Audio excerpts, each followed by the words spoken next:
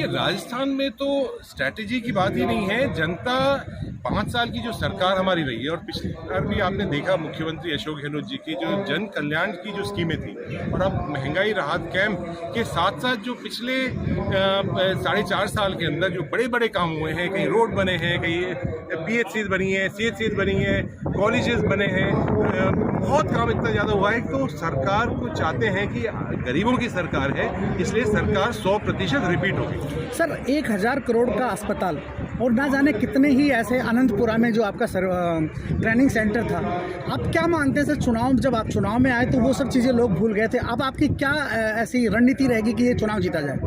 देखिए, सबसे पहले तो ये बात है कि पार्टी किसको टिकट देती है जी, तो ये तो तय है नहीं, और कि टिकट जितेंद्र सिंह को ही मिलेगा, कोई भी उसके अंदर मिल सकता है, मेरे से अच्छे बहुत सारे और कैंडिडेट भी हो सकते हैं। तो उस समय की स्ट्रेटजी है, लेकिन जिसको भी टिकट मिले स्ट्रैटेजी ये होनी चाहिए कि बूथ लेवल के अंदर जिस तरह का ये जहर फैलाते हैं, जिस तरह का एक माहौल ख़राब होता है।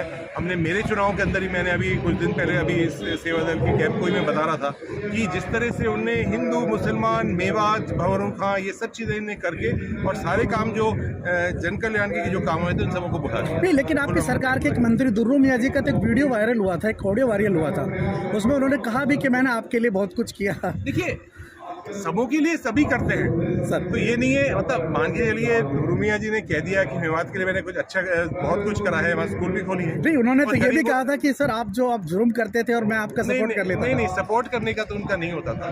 देखिए, वो जो इलाका है वो माइनिंग का इलाका था जी, और उनका जो तात्पर्य ये था कहने का कि उस इलाके के अंदर बहुत सारे जो लोग हैं, ट्रक ड्राइवर्स जो हैं, वो उसके अंदर काम करते थे, तो उनके लिए ऑल्टरनेटिवली जो ट्रेनिंग सेंटर खोल के फैक्ट्री में उनको नौकरी दिलवाएं। सर अभी आप सोशल मीडिया को मजबूती की बात कर रहे हो, तो ऐसी क्या कमी रह जाती है हर बार चुनाव में कि 14 से लेकर अब तक आप अपना सोशल जो आपका जो सोशल मीडिया को लेकर जो आपकी टीम है वो सशक्त नहीं हो पाती है? भारतीय जनता पार्टी ने क्या कर रखा है, सोशल मीडिया का दुरुपयोग हो रहा है। इनने बड़े बड़े ऑफिसर्स ले रखे हैं, हजारों लोग बैठे हुए हैं अंदर मध्य प्रदेश के अंदर, और वो उनका काम हायर्ड लोग हैं।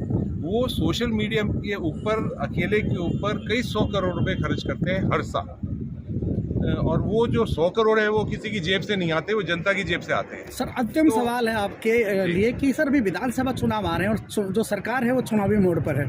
जिस तरह से 19 जिले बनाए गए हैं, तो उन 19 जिलों में अधिकारी बैठेंगे, काम होगा और सुचारू रूप से होगा, इसके लिए क्या कहना चाहेंगे? देखिए, आपको ज्ञात होगा कि अभी माननीय मुख्यमंत्री जी ने कुछ दिन पहले ही विशेष अधिकारी सभी विधानसभाओं के अंदर, सभी नए जिलों के अंदर लगा दिए हैं। तो उन सभी इलाकों के अंदर उसका सीमा क्या लगती है वो तय हो जाएगी, नोटिफिकेशन हो जाएगा और तुरंत उसके ऊपर कार्रवाई हो जाएगा। कोटपुतली बहरोड वाला जो लॉलीपॉप जो खाया है सर, उसके लिए, और एक विवाद आपका खैरतल वाला चल रहा है, खैरतल और भिवाड़ी के बीच, उसको कैसे? नहीं, देखिए, मेरा मानना ये है कि छोटे जिले अच्छी तरह मैनेज हो जाते हैं। पुराने समय के अंदर बड़े जिले हो सकते थे। मैं असम का प्रभारी हूँ, वहाँ जिले 2-2 और 3-3 विधानसभाओं के ऊपर एक जिला है, तो अच्छी तरह मैनेज होता है। अब हर आदमी जाएगा, हर व्यक्ति जाएगा। मेरा सवाल है सर, बहरोड और कोटपुतली इधर जैसे भिवाड़ी को लगातार वहाँ सारे कार्यालय खुले, और लेकिन अब खैरतल को जैसे सौगात दी गई है सर, संदर्भ। देखिए, हर व्यक्ति चाहता है, मैं खैरतल भिवाड़ी की बात नहीं कर रहा हूँ, हर व्यक्ति चाहता है कि अपने इलाके के अंदर, अपने घर के पास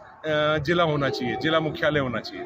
वो हो नहीं सकता है, तो ज्योग्राफिकली इसको कहीं ना कहीं भौगोलिक स्थिति से करना पड़ता है। जहाँ तक भिवाड़ी और किशनगढ़ की बात है, वहाँ हमने मानिए दोनों ही विधायकों से मैंने बात करी है, और कोई ना कोई बैठ के कोई ना कोई सलूशन उसका निकालेंगे कि किस तरह से दोनों को ही उसका लाभ हो सके। सर अलवर पुनः आपकी झोली में रहेगा, इसके लिए सर क्या प्रयास रहेंगे? देखिए, अलवर के अंदर तो जो कार्य हुआ है वो बिल्कुल बहुत ही बढ़िया कार्य है। अभी मिनी सचिवालय का उद्घाटन हुआ है, तो आप सोचिए, अलवर के लोग तो बहुत पहले भी, हमें हमारे पास 9 सीटें थी, उससे पहले भी हमारे पास 9 सीटें थी जब हमारा राज्य बना था, तो अलवर हरदम ए पर रहेगा। सर मैं वैसे तो पूछना नहीं चाहता था, लेकिन सर एक अंतिम सवाल सचिन पायलट को लेकर कहना चाहिए। देखिए, उनके के बारे में कोई कहने की मुझे जरूरत इसलिए नहीं है। आज लोगों को अपने काम की बात है, गरीबों को अपनी 2 रोटी की बात है, राजनीतिक मामले चलते रहते हैं, इससे कोई बहुत बड़ा कोई फर्क नहीं।